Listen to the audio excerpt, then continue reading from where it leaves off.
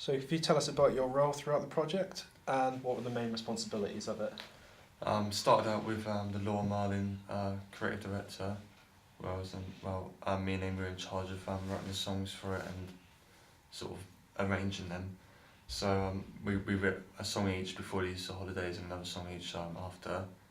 After that, when the songwriting was done, it was purely artwork and supporting people where they came. So I helped Amy and Miranda with their songs, specifically Amy with lyrics and Miranda with guitar, and try to support people wherever it came, and also album artwork and everything, and yeah. So how would you describe your success with this role, and what were the problems that you sort of faced throughout the project, and what did you have to do to overcome them? Can I ask the question again? Yeah. It's quite how would you describe your success with the role that you had, and what were the problems that you sort of had throughout it, and how did you overcome them? Success with the roles. Well, my song. Well, when I wrote my songs, I felt they're pretty successful. Like they were full songs by the end of Easter holidays. Writ multiple, so for Vampire Weekend 2 and the Roy Cuda. Problems that I encountered was probably the actual songwriting for Roy Cuda. I struggled with lyrics, and where it come in that, I researched how his songs worked in lyrically, and just tried to apply that as much as I could. I thought it was slightly unsuccessful, but with Vampire Weekend song, I merged the two together, the Roy Cuda and the Vampire Weekend song, and that worked pretty well. So it was one full song by the end of by sort of 2 weeks after the Easter holidays. And problems that came with that was that sometimes it didn't work. I didn't know whether the Roy Cuda phrase should be first or Vampire Weekend, and I overcame it by just switching the two rounds in the arrangement, and eventually it just worked. They merged together, and the two songs worked as a full song in the end. So the two ideas became a Vampire Weekend song. Okay. And so, what have you learned throughout the project, and sort of, is there any mistakes that you've learned from, or any skills you developed as a musician, or just like general skills working with people or working in this project? What have you learned really? Being probably learned was like being tied down to one genre, whereas if I was with somebody, it'd be all over the place really. But being tied down to one genre, I learned how it really works, how songwriting. So yeah. Sort of any problems you overcame really? Now, or anything difficult, like not just in your own songwriting, but just through the project really, like anything you found that you've learned or developed yourself as really? Alright, yeah. Well, songwriting, I felt I developed and definitely became more confident in it, because I could write a song and just never show anybody, but showing it as a group, and then gaining like sort of other people's opinions. Then that's why second year always works. When it came to recording Amy's song, like we switched the bass around quite a bit, so I had to sort of work quite quickly. We were always changing notes, so I had to just keep thinking that up, and I realised how much when you're recording, how it can change. Like you listen back to it, it changes the song completely, and you think you've got to change that around, and like, you've got to quickly learn the new bit as quickly as possible and get it recorded.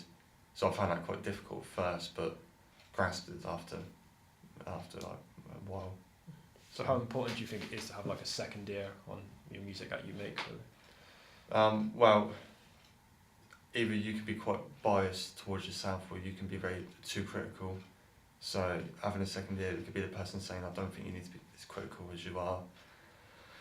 Or other people's opinions can sort of vary. So like a second pair of ears just sort of widens your thoughts to the actual song, so you can actually figure out what the majority of people like, not just you. So it comes in a bias and criticism on yourself. But yeah. Do you think it's good to let like what creative sort of control you have over songs, and let people sort of be involved in it and give ideas to make it better? Yeah. well, with Amy had a little bit of input in my Vampire Weekend song as I did in hers. Like, she was too critical against her lyrics, and I helped her with a few phrases. Eventually she became very confident with singing it, and I was the same with my arrangement of mine. She helped me arrange mine, so it's like just that second person there to give you the advice and the criticism what you need can sometimes be quite handy. So how do you think things could have been handled better for the unit? So this can be either with your songwriting or situations you've worked in with, or just anything throughout the project in general. Possibly time with recording. We were a bit pressed for mixing and stuff. I think we could have determined what weeks we had and sort of divided them when things created our own deadlines. So songwriting had to be done then, etc., etc. Although we did create our own deadlines halfway through the project, it was a bit too late then, to be honest. So probably in the future I would create know how much time I have and then create my own deadlines of each stage of what to do, and then hopefully it'll be a bit more motivation to get something done, and it'd be a bit more organised. Do you think motivation was like a big problem throughout the project?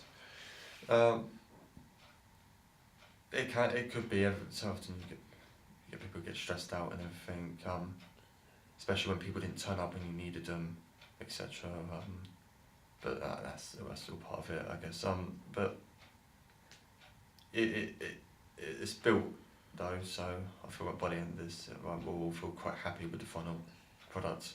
How do you think it would have turned out if we were working in like a professional environment, like we were getting paid and we were being monitored on like more strictly? It probably would have been like, as I said, with the timeline, probably would have been a bit more organised within deadlines, like sub deadlines within the project. Budget wise, I think we've done fine with the budget. We've got money left over and all that. I don't think personally it would be much difference, but obviously the environment would be a lot different. So I'm not sure how different it would be, but from what I can tell, organisation is pretty much everything in a professional matter when it comes to these sort of projects. Okay, so can you take us through the songs that you wrote and sort of what processes you went through when writing them, and what elements did you take from like the albums that you listened to, and how did you use that on your own? First Laura Marlin's song was inspired by Ghost by Laura Marlin. Use the arpeggio guitar that she uses in Ghosts, so that I applied that, and with Natalie's workshops, I was able to make a basic chord structure. So I learned how to do that properly and efficiently with a singer-songwriter. The process of going through it, I chose chords, and I sort of just tried to figure out what chords were in this scale and just try and work from there to the third to fifth and all that, and just try and arrange them into a nice manner, but keep it, and lyrically wise, I tried to keep it to be sung by a female singer, which would give it the Laura Marlin feel. Second one was pretty much exactly the same, different chords and obviously different rhythm and everything. That was also inspired by Ghosts, but with Vampire Weekends, I applied my song to steps and also Obvious Bicycle in it. So, yeah, I applied those two songs to it by doing the descending chords for steps, and tried to keep the rhythm and the sort of lyric structure the same as Obvious Bicycle, so merging the two styles, two songs together, create one. Rokuda, I got it from Don't Call Me Red. The chords, as I said, I struggled with lyrics. I got some in the end, but obviously I merged the Rokuda one together. The way I came to that, merging the two together, it was in practice that we practiced both songs and knew the chords would work, so we tried them together and it just worked. So it was through practicing with a live band that we determined that the two songs will work together. So how important do you think it is working with a live band before you sort of record or arrange these songs, really? Quite important because one, you don't know how much you're stretching the instrumentalists, like, because you could write something and it could be almost impossible to play for them, so you got to go back and rethink it. Another one is obviously with a live band you also got that second pair of ears again, so they can put their own opinions across. So then you got two it's better than one, so you can actually get more ideas into a song and possibly make it sound better, which was what happened with that merging idea, and it worked as a demo. So Did you think you wouldn't have found that out if you worked in a band before? I probably wouldn't have found that out. Like as soon as I was arranging them, I knew they were just the same old chords. But as soon as we started practicing them, yeah, the merging just popped up, and like we just tried it out. It worked, and we just tried to work with it, and then we recorded it as a sort of demo and arranged it, and yeah, just tried to make it work. So. So how do you think the songs you've written compare to the reference like albums you've listened to? Do you think they're either like well, I'll say that again. How different do you think they are? How do you think they compare? And how important do you think it is to either write songs that are carbon copies of them, or to just like take elements from that song and apply it to your own? How important do you think that is? Quite important, because if you're taking a band or a certain artist that you're trying to get inspired from, you either need to take the elements of their playing or technique to get that sound. So it's very important. I wouldn't probably write a song that's dead like theirs, like dead on like theirs. It would probably just be better, like for Laura Martin, taking the arpeggiated guitar and lyrics about a breakup or love or something like that, and that'd be applying those elements, which would put it into a Laura Martin style, but you can also apply your own twist to it. So yeah, it's quite important. Same with the Vampire Weekends.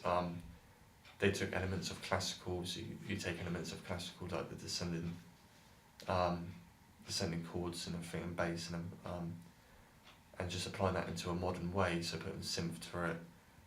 And yeah, I think it's quite important just to take the elements of the song rather than just keep it dead on like it. Okay. Also about the brief as well. Do you think it would be better for us to like have our own brief, or do you think it's a problem that we could, because we've written our own brief, we can do anything we want, and that's a problem because there's so much? Do you think it would be better next time round to have a more controlled brief from like written by one of the lecturers and follow that instead? Or do you think it's better to just do it ourselves and have them give us like more feedback, really, more accurate feedback? I think it would have been better to do it ourselves, and give the lecturers a copy of like a learning objective, what we want to achieve. Because if we're going for EP, then we want to be creative with it, so then we need to apply our own brief to it. If we want to be creative, then we need to have the freedom to be creative. So I believe our own brief was probably the best way around it, but if we did that, then obviously it would have to make sense to the lecturers, and they would have to find a way to like give us marks for it and everything, and how we could actually have a learning outcome out of this brief. So we need to apply all those details, but yeah, like I believe we need to have our own. Okay, cool. That's it. Cool. Thank you, Matt. What was the last one?